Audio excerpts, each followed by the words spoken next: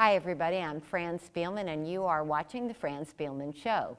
With us are two people today, and we're lucky to have them, Melissa Conyears-Ervin and Ameya Pawar, the alderman who is retiring and running for city treasurer. Both of you are. Congratulations to both for making the runoff. But we seem to have a real fundamental difference between what you both feel is the purpose of the city treasurer's office. Let's start with you, Melissa. What do you think the real purpose is, and what do you plan to do with it? Well, we know that Chicago is in a financial crisis. So the real purpose for me, as I run for the next city treasurer, and I plan to do so with the support of the voters of Chicago, is to make certain that, number one, I protect the principal. That's very important. And in protecting the principal, I also want to get the greatest return on our investments and also be able to meet the daily cash flow needs. Okay.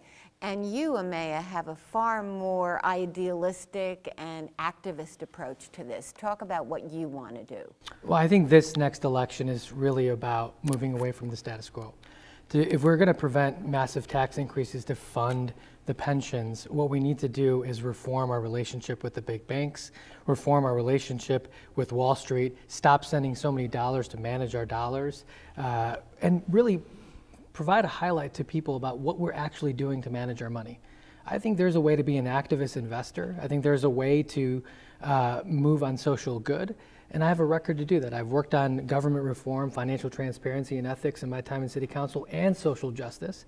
These things are connected. They're not mutually exclusive. What's wrong with his approach? So I think that you're aware of my 4-point plan for the city treasurer's office. And that's Well, going to be very, let's tell our viewers. Yes. So that's going to be very important. Number one, we want to make certain that there's an independent analysis of the city's financial situation. Independent. By that I mean independent of the mayor's office. We need to make certain that we're providing an annual analysis of not only CPS and the sister agencies, but we want to provide an annual analysis of the pension funds. We want to provide an annual analysis of the budget and bond deals. And really the 4th point is all encompassing. We want to make certain that there's a one-stop shop for financial analysis for residents in the city of Chicago to make certain that it is accessible. What my goal is as the next city treasurer is to make certain that we're transparent, that we're accountable, and that we're efficient. Well, wait a second. You sound like you want to take over the office that Ameya Pawar fought to create, which is the Office of Financial Analysis. COFA. COFA. That's correct. You do. What's wrong with that? I think the office was established to be modeled after the Congressional Budget Office, so that the legislative branch of government was a co-equal branch of government. Moving a office that's set up to create independence for the city council back into the executive office doesn't create independence. What we need to do is unshackle that office. And one of the problems with it is Chairman Burke and Chairman Austin have been putting their thumbs on that and making it really difficult for Ben Winnick to do his job. I think the city council took some really proactive steps last year in allowing that office to provide fiscal impact notes and analysis on bond deals and TIF deals, and take a step further than what we did when we first initially passed it. I just don't think moving a legislative function into the executive branch makes the city council more independent. So let's talk about that. Number one, COFA is ineffective. That's number one. It's not timely, and it's not providing information to the public. What I'm proposing for that office to transfer to the city treasurer's office is, number one, transparency. Number two, we need information to be accessible to taxpayers. It's time that taxpayers know the real deal. And what I'm proposing is that this office provide the financial analysis from the treasurer's office so that we can be transparent. Okay, but are you talking about auditing every city department? I'm speaking about CPS, Park District, and other sister agencies. CHA, yes. And city departments? No, city agencies. Just city agencies, okay. But each one of those has their own inspector general. What are they for? And the sister agencies right now report to the mayor's office. So what's happening is, that's the fox watching the hen house. The financial analysis is being done through the mayor's office. And what I'm proposing is that we have an independent treasurer's office providing that information so that taxpayers can know the real story. That's what we need to know. That's what we deserve. Do you see that as empire building, and do you see a conflict with Melissa's husband who serves on the city council? I mean, I'm not going to take pot shots about familiar relationships. What I am going to do is say the problems embedded within city council, especially with COFA, is that we need more city council members to take proactive action to make that office more independent. You know, Chairman Austin has been putting her thumb on that office along with Chairman Burke for the last few years. City Council needs to fix City Council. Where the Treasurer's office can play a role is providing a real accounting of how much we spend to manage our money, where we spend those dollars on Wall Street, and moving away from spending millions of dollars on expensive money managers and hedge funds and putting those dollars back into work in our communities, and moving away from this idea that we can only invest in downtown and not the neighborhoods. Moving away from the status quo and reforming our relationship with the big banks and Wall Street. Now, how would Jason, who would have to vote on putting this office in your office, how would that work? Wouldn't he have to abstain? You know what? I know there's 50 aldermen. He's one of 50. Fran, I'm looking to be an independent treasurer. So as far as speaking for him, I'm not here to do that. No, I know, but I'm saying, wouldn't he have to abstain from that vote? I'm not certain, but whether he does or not, there's 49 other aldermen that I'm concerned about. And I intend on working that relationship to make certain that they understand that we need an independent treasurer. We need an office that's going to provide the real analysis to taxpayers. That's what I'm looking for. As you know, I'm the only candidate in the race with an MBA in finance. I'm the only candidate in the race with the record of not only the private sector, but a proven public sector. That's very important. As we look at the next city treasurer, we have to make certain that there's someone that's well-versed. I have those credentials, but not only the credentials, but I have the heart for taxpayers. I've walked in the shoes of everyday Chicagoans. I'm the one that's gonna be able to walk into that office to make certain that we're transparent, accountable, and efficient. And he doesn't? Well, I have a master's in public administration, which is the equivalent of an MBA for the public sector, where we do intensive coursework in public accounting, public finance, and budgeting. I also have, 2 master's degrees from the University of Chicago. There comes a point in your career where the letters after your name don't matter as much as what you've also done in service. I've spent my life over the last 10 years working on good government reforms to bring independence to City Council, fight Ed Burke to make sure there's oversight over City Council, and then on a parallel track, fight for social justice, raising the minimum wage, guaranteeing paid sick leave, making sure working families get the rights that we've provided them by creating the Office of Labor Standards. I've done both on good government reforms and social justice, and I have the academic background. It's just not something I always lead with first, because letters after your name, and I have a lot of them, don't define who I am. Now, he has campaigned on a public bank, using that public bank to help solve the affordable housing crisis, the student loan crisis, even privatizing or publicizing the city water system and selling shares. What's wrong with his approach? Why is it risky to you? So, Fran, we can look at initiatives that are going to take some time, and I'm willing to do that. But what I'd like to focus on is what we can do right now, day one, for me as the next city treasurer. The reason I want to do that is because that's what residents need and deserve. While I was pursuing my MBA in finance, which I am very proud of, while I was pursuing that at Roosevelt University, I was known as a team leader, the one that gets to the root cause, the one that's a problem solver. I intend on going into the treasurer's office, bringing in the CEOs of financial institutions on day one. And I expect a plan.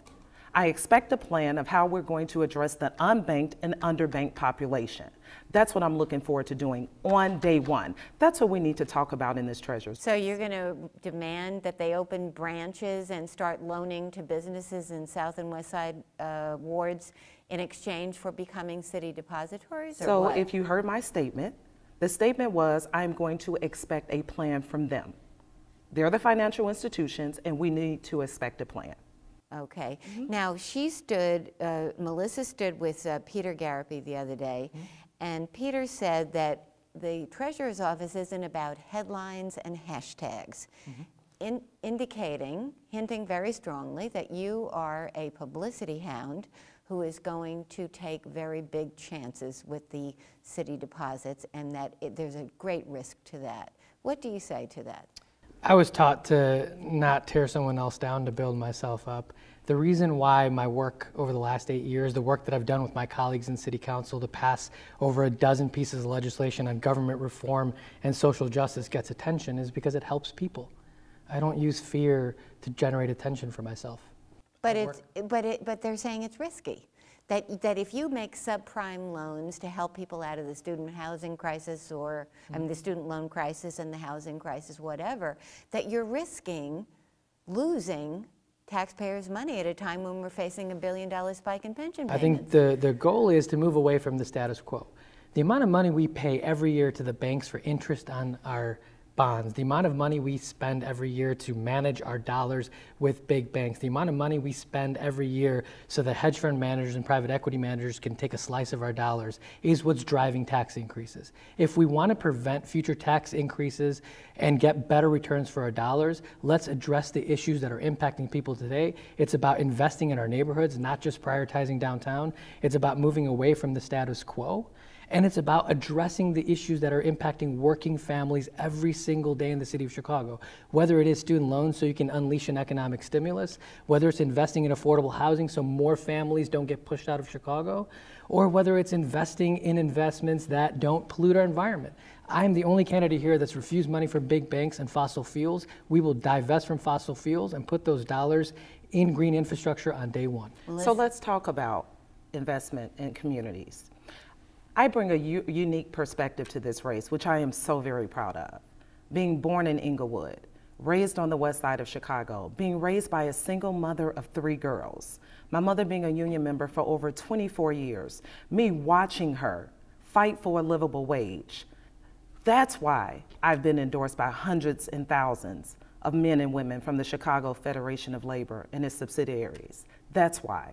That's why I've been endorsed by one of the most progressive unions in Chicago, being Chicago Teachers Union. It's because of the values that I share with working families in Chicago. So if we're going to look at investment in communities, especially underserved communities, which I plan to be a champion for, I'm the candidate for this race. Okay, but what about, what's wrong with a public bank that delves into the student loan crisis, that delves into the affordable housing crisis? And as I mentioned to you before, I certainly think that those are concepts that we can look at. But what I intend on doing is on day one, we need to look at right now how we're going to provide some relief for residents. We have residents in Chicago, specifically the underserved communities, that do not have access to capital and financing. We can look at concepts that will benefit us down the road, but I want to look at concepts that benefit us right now. How do you feel about universal basic income, which is a pilot that Ameya has also championed, $1,000 a month for 1,000 families, no strings attached? So we know that there are families in need, especially those in underserved communities. I'm a witness of that. That's where I come from. We also know that there are some solutions that we can provide, me as the next city treasurer, in working with financial institutions and other investment corporations to make certain that they are investing in our community. That's what I want to look at as my role as a treasurer. Now we can talk about a lot of concepts here. We can do that. But what I want to talk about is the direct impact that I will have as the next city treasurer. You don't want to talk about branching out into these other idealistic areas. We can talk about it, but I think what residents are more concerned about is the direct influence that I will have as the next city treasurer. And that's what I think residents Peter, deserve. That he's a publicity hound and that he's more concerned with headlines and hashtags? You know, I am so proud to have the support of Peter Garapy. As you know, he's a certified public accountant, and I have a lot of respect for him. I gotten to know him very well on this campaign trail, and he has his views and I have mine. And are they different? In some ways they are, in some ways they're not. Do you agree on that front about the hashtags and headlines? Here's what I do think. I think that residents in Chicago deserve the true story. I think that residents in Chicago need someone, if you're running for city treasurer, this is what we need to talk about. That's what I think. Okay. Now, Melissa has an ad that shows her going door to door, and it says, I'm the only one born and raised in Chicago. Did you consider that code for racism? All I have to say is I was born in Chicago. We were in Rogers Park till I was 8. The reason why my family left the city of Chicago for the suburbs for unincorporated Des Plaines was because no one would sell them a house. We tried multiple times to buy houses. They made full offers, and people wouldn't sell them a house. And so they moved to a part of Des Plaines where lots of South Asians from the city were moving to because there was white flight out of that community. So, you know, my family's been a victim of housing discrimination And we witnessed it firsthand, and we've experienced it. And we moved where someone would sell us a house. And I moved back to Chicago the second I got into graduate school. And I've been here for the last 15 years. This city is my home. It's always been my home. It's a city I love. And I've spent the last 10 years giving this city everything I have, working on social justice and good government reform. But your parents are immigrants. They are. And did you consider that a hit in an indirect way? All I have to say is over 50% of Chicagoans are not from here, whether they were born in the suburbs or another part of the state or another country. I just don't think it makes sense to create the other out of people who live here. I think it makes sense to embrace everyone, regardless of whether they've been here for a day, whether they are undocumented, whether they are homeless, whether they've been here their entire lives. We're all neighbors. We rise and fall together. That's been my perspective from day one, and that's where I stand on this. So there's a lot of facts in the ad. Number one, I am the only candidate born and raised in Chicago, and I'm proud of that, and here's why. I mentioned to you that I was born in Inglewood, raised on the west side of Chicago, and I say that a lot because that's important. I am just so excited to be able to represent the communities that have invested in me. I look forward to being the next city treasurer to invest in all communities of Chicago. I am, as they would say, tickled pink that I'm in this position to be able to help communities, underserved communities. So when I say that I'm the only candidate born and raised in Chicago, number one, that's a fact. But number two, I'm a black female. Racism, I have experienced it. Well, there are different kinds. Certainly different kinds, but let me be clear. When I speak about me being the only candidate born and raised in Chicago, I'm proud to be a Chicagoan. I'm proud to be able to stand up, to have worked the path that so many Chicagoans have. So many children, youth from the south and west sides of Chicago, I'm one of those that have been able to make it, being raised by a single mother, watching her struggle. This is a proud moment for me. But are you saying that the commercial was not a code for anti-immigrant? That's absolutely what I'm saying. That's absolutely what I'm saying. Could you see where he would take it that way? No. You don't? No. Okay. Because if you look at my background, if you look at my history, you know that's not where I'm going. I am a proud Chicagoan, proud. And again, I mentioned, there's a number of facts in that ad, and I'm so proud of it, that residents get to know who I am. Not only am I the only candidate born and raised in Chicago, but I am the only candidate with an MBA in finance. I'm the only candidate with over a decade of experience in the private sector, but also a proven track record in public service. When you look at the endorsements that I've received from the hardworking men and women of Chicago, not just them, but the clergy, parents, grandparents, I'm proud to be where I am today. And that's what that ad speaks. I'd like to hear from both of you, because if you win, you'll be on the city pension funds. You'll be an ex officio member of those pension funds. Mm-hmm. Where do you think, both of you, first for you, Ameya, where do you think the city should come up with the money for $270 million right off the bat and $1 billion over the next several years? Well, I think on the pension side, as a member of the pension board, one of the things that we will be pushing is to look at where those dollars go in terms of how much we spend to manage our money. We're not getting the returns that we should be when we're paying 1% and 2% to manage our money, when we're taking a slice of our profits and giving it to Wall Street. We're not getting the maximized returns when we're investing in companies that pollute our environment, because that creates tax increases over the long term. And that also makes it harder for us to fund our pensions over the long term. The city council and the next mayor have some really difficult decisions to make. And what I will do is stand side by side with them to provide them counsel and guidance, but also to give them the information they need to understand how those pension dollars are managed, how much we are sending to Wall Street, and then pushing and advocating for more simplistic and reform-minded policies to make sure that our dollars are diverted away from Wall Street and put into investment vehicles that change our communities. Don't you need to go beyond that and suggest some revenue ideas? Look, I've been from day one when I ran for governor, I was the first one out on the progressive income tax. I was the first one out in that race. That's years away. No doubt. But a lot of these changes, whether big or small, take lots of advocacy. It takes a lot of work. Okay, locally. What do you think the city council can do on its own? I think cannabis, legalizing cannabis, which will happen this year. Also needs state approval. Which will happen likely this spring. creating a marijuana or cannabis control board so that the dollars go into communities on an equitable basis that were impacted by the racist war on drugs, that expands the base.